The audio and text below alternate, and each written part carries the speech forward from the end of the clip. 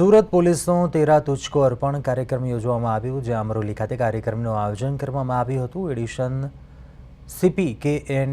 ડામોર અને DCP zone 5 Ranveer Singh ઝાલાની ઉપસ્થિતિમાં કાર્યક્રમ યોજાયો। ઝોન 5માં સમાવિષ્ટ પોલીસ સ્ટેશન દ્વારા ગરફોડ અને ચોરી જેવા ગુનામાં રિકવર કરાયેલો 1.14 કરોડનો મુદ્દામાલ પરત કરવામાં આવ્યો। અલગ અલગ મૂળ માલિકોને મુદ્દામાલ છે તે પરત કરવામાં આવ્યો હતો। સોનાના ઘરેણાં, રોકડ રકમ, મોબાઈલ, 18 જેટલી 4 વ્હીલ કાર મળી 1.14 કરોડનો કુલ મુદ્દામાલ પરત કરાયો હતો। મૂળ માલિકોએ પોતાની કિંમતી વસ્તુ પરત મળતા ખુશી વ્યક્ત કરી હતી।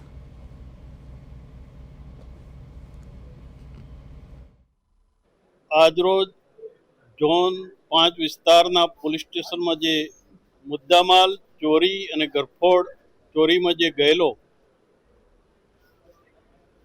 એ પરત કરવા તેરા તુચકો અર્પણનો કાર્યક્રમ રાખવામાં આવેલો।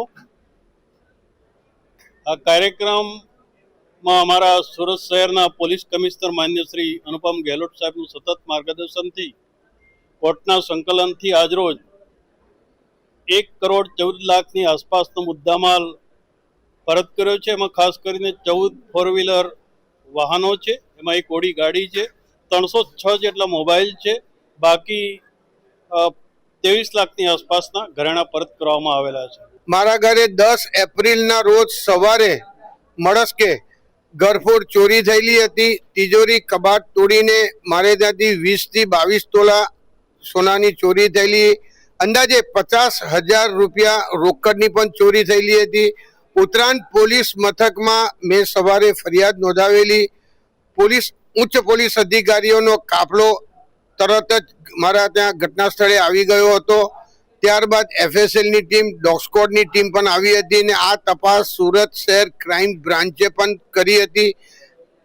પોલીસ કમિશનર અનુપમસિંહ ગેહલોતની રાહબરી અને માર્ગદર્શન હેઠળ ક્રાઇમ બ્રાન્ચ અને ઉત્તરાયણ પોલીસે PI બારડ સાહેબ, DCP ક્રાઇમના વડા ભાવેશ રોજિયા સાહેબની સહકાર અને મહેનત થકી આ ગુના ડિટેક્શન થયેલું હતું અને 2 ચીખલીગર આરોપીઓની ધરપકડ કરી અને મુદ્દામાલ રિકવર કરવામાં આવ્યો હતો। જે સંદર્ભમાં સુરત શહેર police commissioner, DCP crime branch total અને ઉત્તરાયણ પોલીસ બારડ સાહેબની ટીમનો આભાર માનું છું।